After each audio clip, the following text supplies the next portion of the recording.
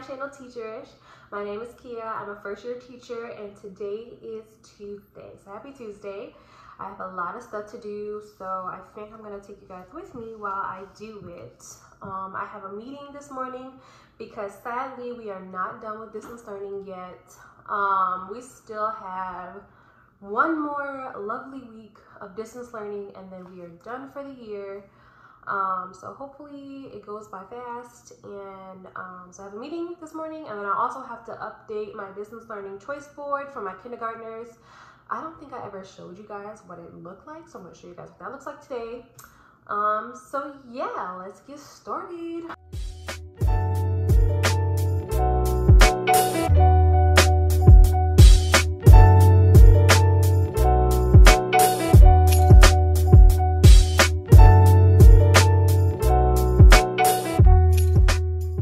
Okay, so this is what I have been doing for distance learning. I don't think I ever showed you guys this. So for distance learning, basically I've just been creating new choice boards every week. My kids are English language learners, which means that they speak a different language at home than they do at school. So I have to make my choice boards in Spanish and in English. So I have the directions in English and then our sight words for the week. And then I have them in Spanish and then our sight words for the week as well. And then I have the kids pick 2 things to do a day. They can choose between ELA, math, science, or something for fun or whatever. And every week I change these out. So I'll switch them out. I'll use different sight words, or I'll do different science activities. Every science activity is different every week. All of the just for funs, art, PE, all of that stuff changes every week. The math and the ELA changes, but not really. Like I said, we use Freckle and Imagine Learning in my school for like online learning. Those are like online websites that the kids can go on that I can watch and see what they do every day. So I love Freckle. Freckle is one of my favorite online programs. If you have not watched my 5 best apps for distance learning, please go watch it because I talk about Freckle and I talk about Imagine Learning as well. And yeah, and then every Thursday I do a read aloud for my kids and they're able to watch it, and then I have like a little activity that goes with that. So this is what I've been doing for distance learning and it has been working for me. It's really simple. Like my school doesn't require us to go online and teach full lessons every day, and so I just found that this just works for me and it's just less stress for me and the kids. So I'm just grateful for that my school does not allow us to be online for 3-4 hours a day, because that is madness. All right, apartment update. Q and I are no longer struggle busing, y'all. We actually have our bed set. Our bed set came last week, I think. So that was really cool. I'm happy to actually have a dresser and a bed, and we got those cool nightstands and everything. So yeah. And then we also got these paper blinds. I just put them up for privacy. I don't know how long I'm going to keep them up there. We're going to get blinds eventually, but for right now we need our privacy. And then the bed is so high up, like you can see straight into our room. So yeah. So I finished with my schoolwork, and so I want to really do some housework right now. It's still pretty early, so I think that I'm gonna tackle my office today. I really need to get my office like unpacked because I'm gonna be in my office all summer working.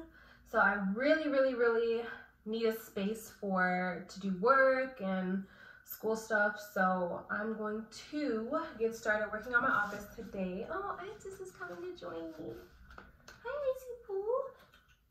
Hi. So I got some paper blinds, the white kind, for my office window for privacy and because sometimes it gets pretty bright in here. So I'm gonna put these up and then unpack some stuff, okay?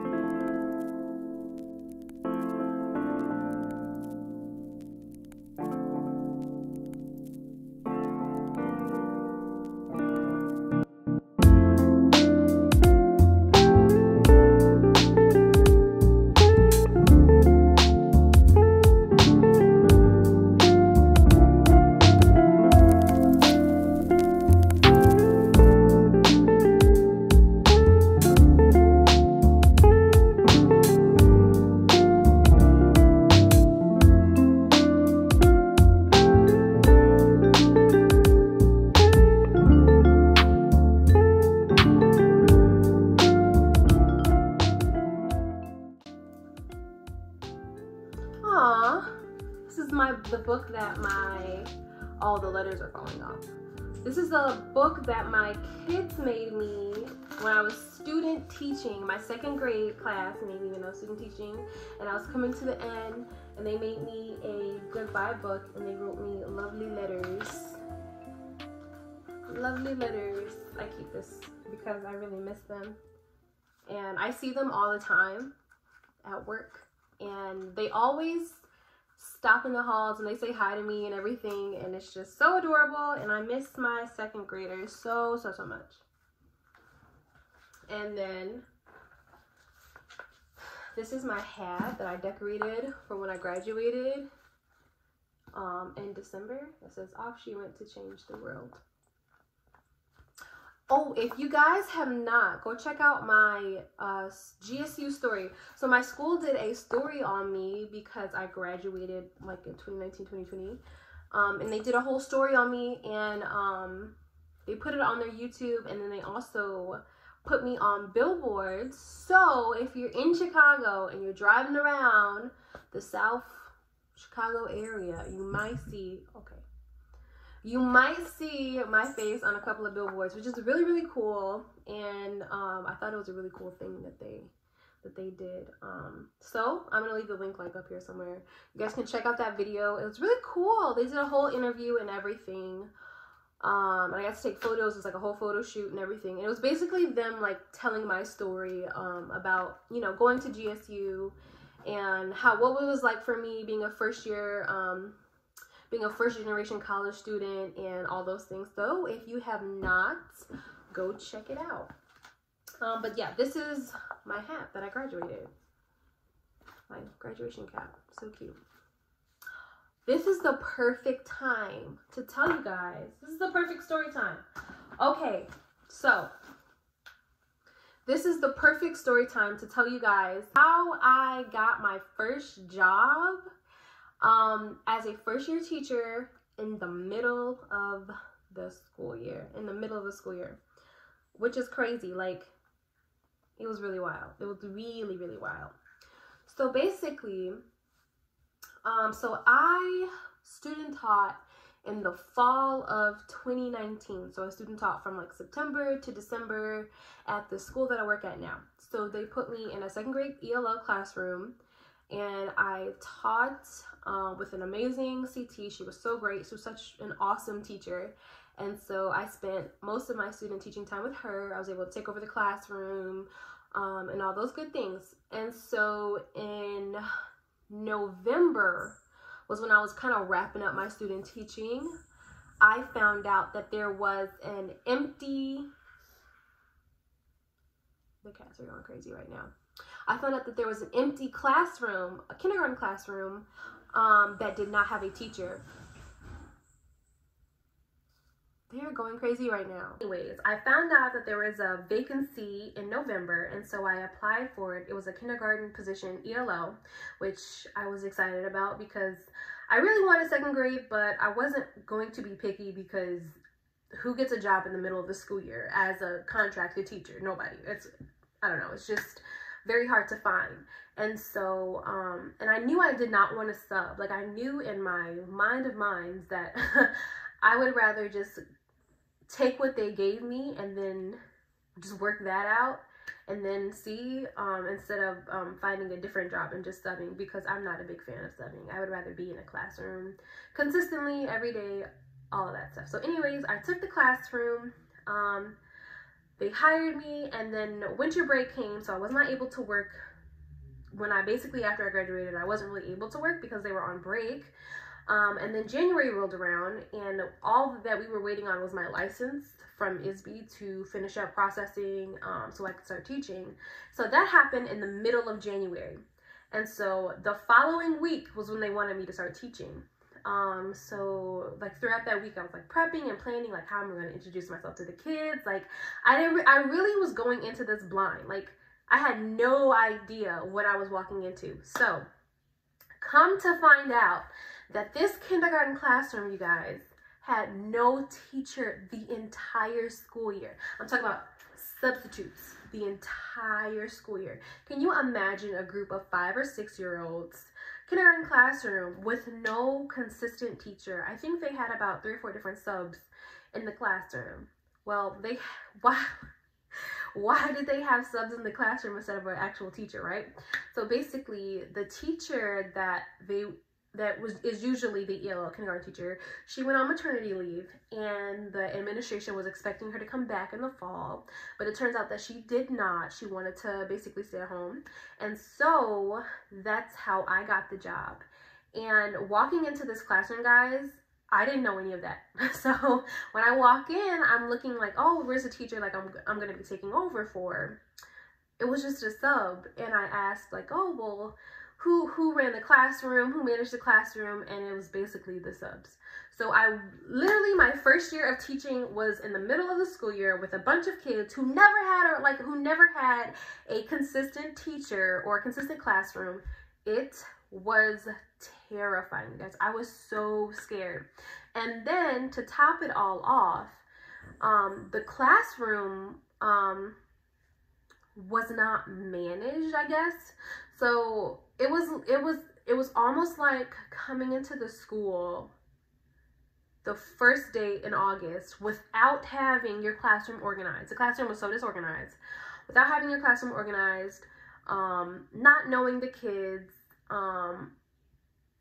it was literally like walking in the fall, but it was smack dab in the middle of the school year.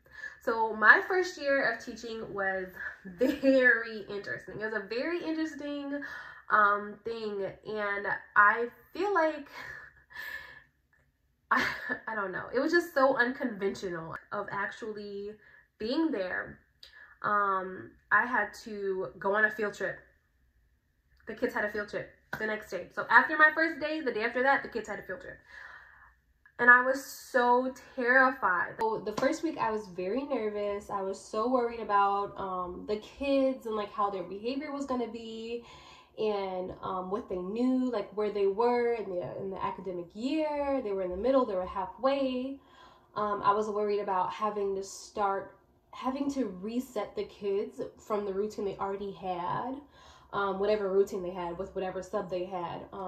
Basically, I felt bad that I had to basically change all that in the middle of the school year. I was worried about the kids not liking me or feeling like I was just another teacher, or like our connection or whatever. So it was just it was a lot. And then being a first year teacher on top of that. So it was very stressful. Also, I'm kind of like rambling, but I hope y'all are following along. But also, the parents did not speak English. They did not speak English. So I work in an ELL classroom, and most of my kids are Spanish speakers at home, and then when they come to school, they speak English. And I would say about 90 or 85% of the parents that I work with do not speak English. So my very first time meeting them, they thought I was another substitute, and I had to have the parent explain to the parents the day of the field trip that I'm gonna be the new teacher and I'll be there for the rest of the year. And then also trying to get the kids together for a field trip, and I hardly knew any of the kids' names. So I'm sitting here the day of the field trip, trying to take roll call, trying to take attendance, and I don't even know which kid is which. Oh my God, it was so stressful. It was the most stressful day of my entire life. Like, everything else went smoothly, but that day was probably the worst day, my first week, because who has a field trip? Who planned this field trip? I want to know. Why would you plan this field trip the day of the week that I come? It was a mess. But all that to say that, after we got over the hump of being new teacher and getting the kids into my routines, and getting them used to all the things that they didn't really get to do because they didn't have a consistent teacher, like small groups and centers and all that good stuff, it was a challenge. It was such a challenging, like, 2 months. It was so challenging. But I felt like as soon as I felt comfortable, the kids felt comfortable, and we got into a really nice groove, and it felt really good. And then Corona came. So yeah. And then and then Corona came, and then we were working from home. So then I had to figure out distance learning. So all of this to say, guys, that my first year of teaching was very unconventional, And if you are student teaching in the fall and you have questions about if you're going to be able to find a job in the winter, or, you know, can you find a job in January? You can. It'll be hard, but there's jobs out there. So yeah, I just feel like maybe I won't call this my first year of teaching. This is like the precursor to like my first year of teaching, because of everything that happened. Like I did never expect my teaching career to start like this. So yeah. But anyways, I'm grateful. I'm grateful that I had this time, and I would say that hopefully next year will be a better year for me, and I can really start and be a consistent teacher. And I'm just gonna call this the precursor to my first year of teaching, the prelude. This is not my first year of teaching. This is the prelude to my first year of teaching, the preface, because what a crazy year. So yeah, I don't know. I think I'm going to end the vlog here just because I don't want to get too long. But thanks for watching. If you guys like this video and you want to see more, please like, comment, and subscribe. Yeah, bye.